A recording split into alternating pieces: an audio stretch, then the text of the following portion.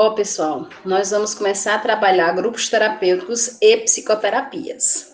E eu chamo a atenção aqui nos grupos terapêuticos a questão da inserção da família, tá? Dentro desses grupos terapêuticos, ok? Vamos acompanhar aí os slides. A princípio, nós vamos falar dos grupos terapêuticos, tá? Dos benefícios desses grupos, tá?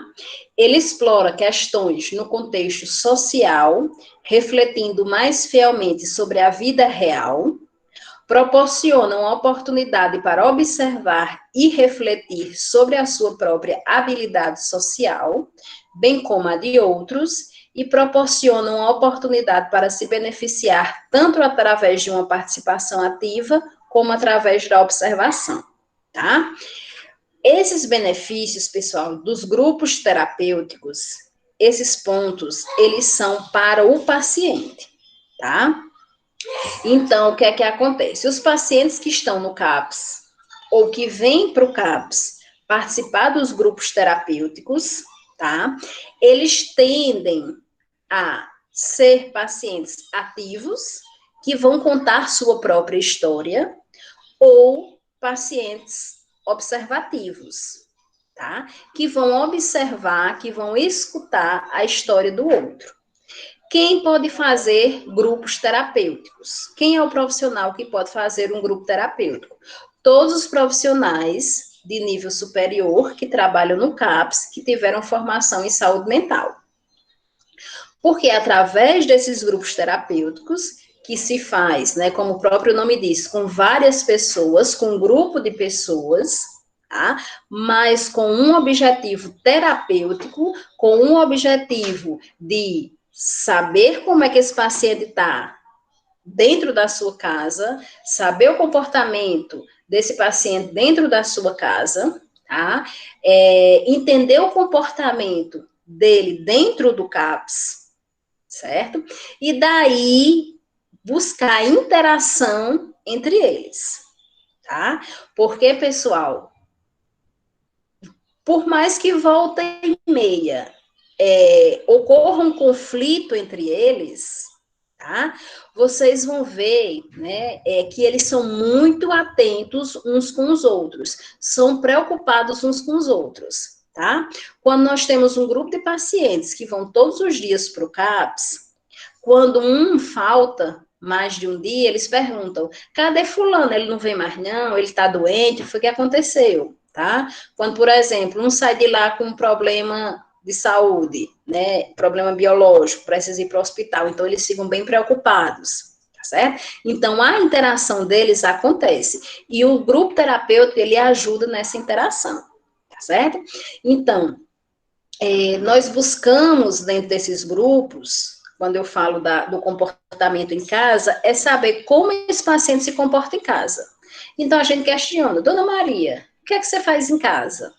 Me diga o seu comportamento dentro de casa, com quem você interage, com quem você conversa, e daí a gente vai entendendo como é a dinâmica desse paciente em casa e como é a dinâmica das pessoas que moram na casa com o paciente, tá? Então, eles vão relatando coisas, tá?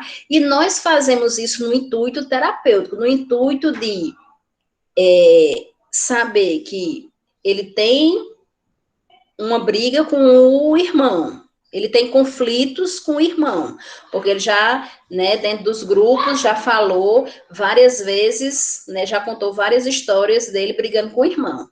Então, a gente vai entender que se hoje ele chegou no CAPS com comportamento alterado, talvez seja porque ontem à noite, ou antes de sair do CAPS, ou antes de sair de casa, ele teve uma discussão com o irmão, certo? E daí nós já vamos trabalhar em cima desse comportamento.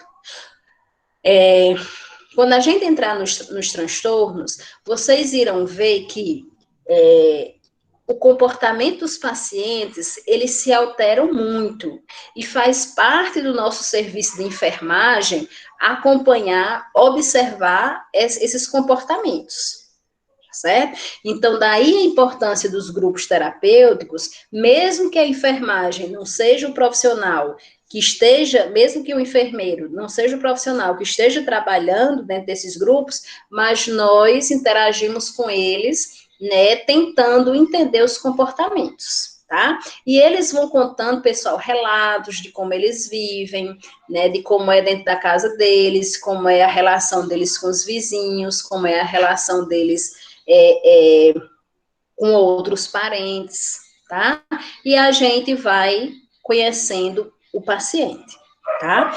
Além de muitas vezes, né, a gente fazer dentro dos grupos terapêuticos oficinas, tá? Onde a gente entenda o paciente, o comportamento dele hoje, tá? Então, Dona Maria passou todos esses dias, né, calma, passou toda a semana passada calma, né, e daí hoje Dona Maria chegou um pouco agitada e a gente fez uma atividade de pintura dentro do grupo terapêutico, e Dona Maria rabiscou todo o papel e rasgou, tá? Então, nós vamos conversar com Dona Maria, por que ela está com esse comportamento, o que foi que aconteceu, tá? E daí, caso necessário, encaminha ela para os atendimentos individuais, ok? Então, é muito benéfico o grupo terapêutico dentro de um CAPS. Outro benefício, pessoal, dos grupos terapêuticos, tá? É com relação à família, tá? Oferece uma oportunidade de dar e receber apoio imediato sobre preocupações, questões e problemas que afetam a sua vida. Os membros de uma terapia em grupo se beneficiam trabalhando através de um conjunto de questões pessoais, dando suporte em um ambiente confidencial e por ajudar os outros a trabalharem também através dele, tá? Logicamente que o sigilo, ele vai ficar, né, ele vai permanecer, certo? Então, o que foi conversado dentro dos grupos terapêuticos, os profissionais têm o sigilo, têm a obrigação do sigilo profissional, tá? E daí, pessoal, dentro, né, desses grupos, a gente vai inserir a família. A gente pode formar um grupo terapêutico de familiares, logicamente que nós iremos trabalhar mais naqueles familiares que a gente observa que eles já não estão suportando todo o sofrimento que seu parente está causando, né? Então, é como se eles já tivessem chegando no seu limite, tá? E a gente observa que ele precisa de ajuda. Isso faz parte do nosso atendimento, a família, porque eles fazem parte do tratamento do paciente, tá? Então, eles têm que estar bem para cuidar do seu parente bem, tá?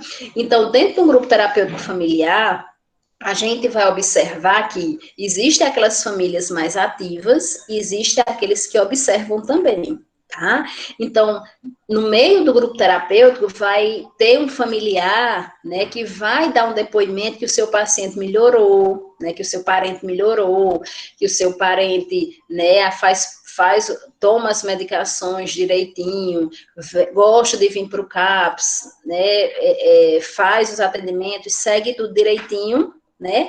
Aí outro que está escutando, né, que já está querendo entregar os pontos, diz, poxa, se o parente dele conseguiu, então posso ser que o meu consiga também, né? A gente sabe da singularidade de cada um, né, da subjetividade, mas a gente tenta, né, mostrar a essa família que é um serviço que está dando certo, né? E que também pode dar certo com o seu familiar, com o seu parente. Tá? Além disso, nós escutamos dentro dos grupos terapêuticos os depoimentos daqueles que já estão no seu limite e encaminhamos esse parente para um atendimento individual, seja com a psicóloga, seja com a enfermagem, seja com o psiquiatra, tá? Para que realmente ele seja assistido dentro do CAPS, porque nós estamos vendo que ele está passando por um sofrimento psíquico. E nós temos que trabalhar esse sofrimento psíquico para que esse familiar ele não venha a desenvolver um transtorno mental, certo? Então, o grupo familiar, ele também é benéfico para os familiares, certo? Além disso, o CAPS, ele oferece oficinas, tá? Ele oferta oficinas para os parentes, para os familiares também, tá? E um exemplo que nós temos é um projeto que nós fizemos aqui no CAPS, que o projeto se chama Casa das Bonecas, onde a artesã, ela criou um projeto, tá? E nós mandamos esse projeto para o Ministério da Saúde, e foi aprovado, e veio uma verba para que comprasse todo o material para se trabalhar com esses familiares. Tá? Então, a artesã ensinou a esses familiares a confeccionarem bonecas. Tá? E hoje nós ainda temos 2 desses familiares que têm uma renda extra confeccionando e vendendo essas bonecas. Tá? Então, veja que através de uma oficina, onde a gente tinha o intuito apenas de ensinar, né, como é que eu posso dizer, uma forma desse parente, né, aliviar os seus estresses através, né, da ocupação mental, através da ocupação, né, do trabalho ocupacional, e ele teve uma renda extra aí com essa terapia, certo? Então, mais um benefício aí dos grupos terapêuticos, ok? E daí nós vamos começar a falar sobre psicoterapia, tá? Nós vamos até ver hoje as fases da psicoterapia e vamos encerrar, tá? Então, a psicoterapia é executada por profissionais especializados em psicoterapia, é comumente precedida de um psicodiagnóstico, a não ser em crises pontuais, tais como luto, separação, etc., e é um tratamento efetuado em ambiente clínico, tá, pessoal? Então, o que é a psicoterapia? É o atendimento que é feito ao paciente com transtorno mental ou a pessoa em sofrimento psíquico, que não tem um transtorno mental diagnosticado, né, que está sofrendo por alguma, né, situações pontuais, certo? E que em ambiente clínico ela vai ser atendida, ela vai ser orientada, tá? Então, apesar da psicoterapia ela ser mais desenvolvida pelo psicólogo, tá? Ela também pode ser desenvolvida pelos profissionais da rede de saúde mental que tem formação, né, em saúde mental. Então, o enfermeiro ele pode estar fazendo psicoterapia, o psiquiatra, o assistente social, tá? E ele vai trabalhar essa questão do paciente, do comportamento do paciente, certo?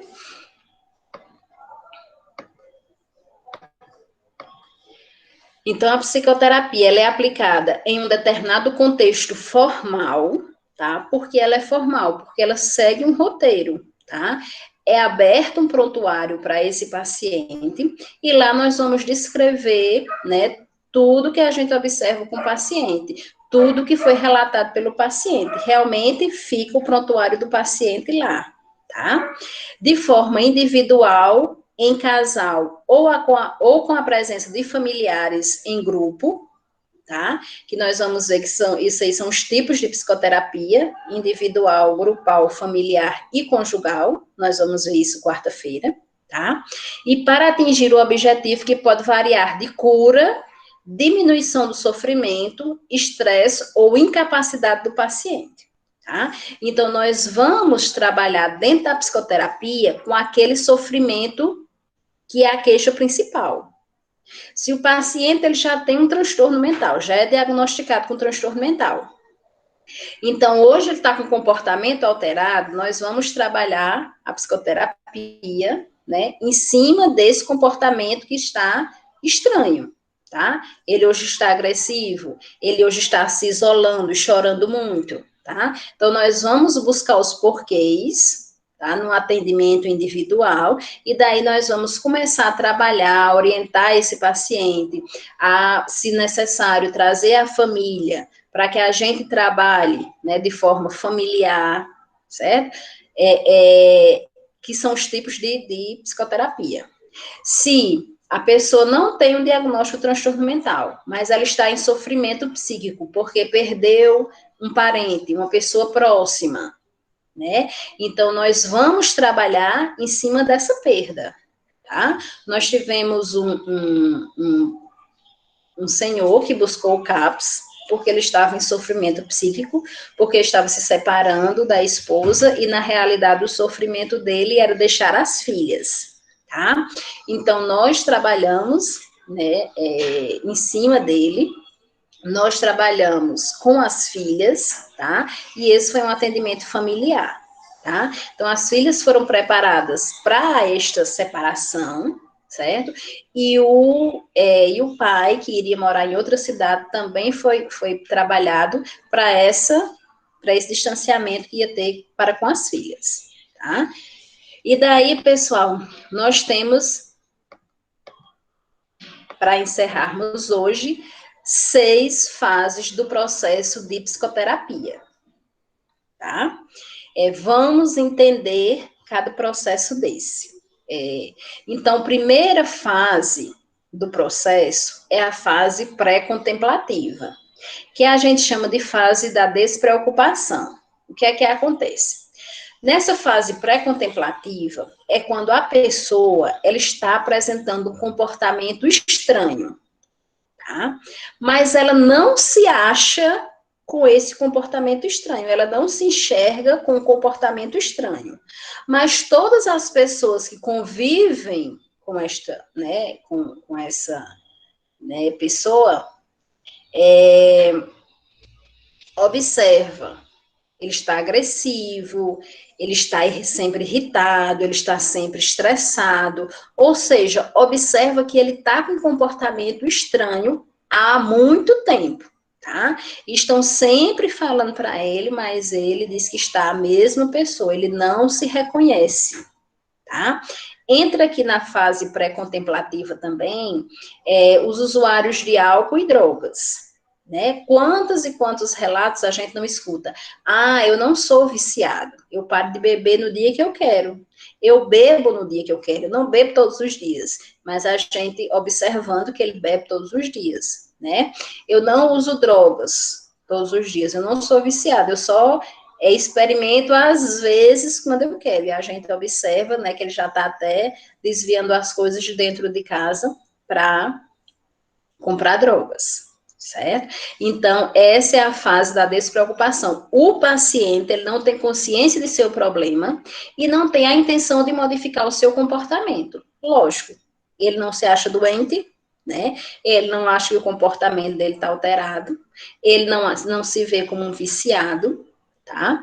Apesar de as pessoas à sua volta estarem cientes do problema, nessa fase os pacientes só procuram terapia se obrigados. E, pessoal, caso esse paciente, né, decida ir para um atendimento, né, porque a família está insistindo, mas ele não tem nada, ele é um paciente que ele não vai fazer o tratamento, tá?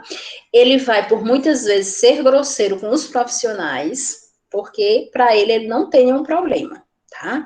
Uma certa vez eu atendi, né, um usuário de drogas que, né, ele não era viciado, né? A mãe que o levou, então ele foi só por causa da mãe, né? Que foi lá no CAPS e disse que ele fazia uso de tabaco, né? E daí a gente lá no meio da triagem, de repente ele deu um murro na mesa, certo? E foi embora. Por quê? Porque ele está na fase pré-contemplativa, ele não está se enxergando com comportamento alterado. Daí a segunda fase que nós temos é a fase contemplativa, que é a fase da tomada de decisão. Muitas vezes, de tanto as pessoas falarem, a pessoa vai se observando, tá? E vai vendo que realmente ele tem um problema, que realmente, né, ele está diferente, ok? Também nessa fase de consciência, talvez algumas sintomatologias, né, já estejam presentes, como, por exemplo, ele pode estar escutando algumas vozes, vendo algumas coisas, tá? Ele pode estar muito estressado, que ele não está mais suportando tanto estresse, tá certo? O que faz uso de álcool e drogas, ele pode estar se enxergando que ele tentou parar, mas não conseguiu, tá? Então, ele vai tomando consciência de que ele tem um problema, de que ele está diferente. Então, o paciente se dá conta dos problemas existentes, mas não sabe ainda como reagir. Ele não está preparado para uma terapia, está ainda pensando se realmente acata o que a família quer ou não, se busca sozinho uma assistência ou não, ele está pensando, tá? Para o usuário de álcool e drogas, quando ele está nessa fase e ele pede ajuda para a família, nós temos que realmente correr com um atendimento para o CAPS-AD, tá? Para que esse paciente não venha a desistir. E daí nós vamos para a fase de preparação. É a fase de tomada de decisão. O paciente se decide pela terapia. Nesta fase, o meio social pode desempenhar um papel muito importante, tá? Então, ele começa a terapia. A família é bastante importante, porque a família que vai dar apoio, muitas vezes a família que vai incentivar, acompanhar, tá? E daí a fase de ação. O paciente investe tempo, dinheiro, esforço na mudança e é a fase do trabalho terapêutico propriamente dita. Então, né, a fase de preparação, ele buscou o serviço, buscou o atendimento, tá? E a fase de ação, ele está fazendo todo o tratamento, né? Ele está tomando as medicações, está vindo para as consultas, para os atendimentos, né? Seja psicológico, seja psiquiátrico, seja da enfermagem, seja psicoterapia, seja oficinas, tá? Seja grupos terapêuticos, ele está participando de tudo. Então, ele está voltado para o seu tratamento, ok? E daí, nós temos a fase de manutenção e estabilidade, tá? Nessa fase, pessoal, elas precisam de muita atenção, tá? Do profissional para com o paciente. Nessas fases, muitas vezes o paciente ele já está se sentindo bem, certo? Se sentindo curado, tá? Mas na realidade, ele ainda não está curado, tá? Ele está na fase de manutenção ou na fase de estabilidade. A fase de manutenção é a fase imediatamente após o fim da terapia.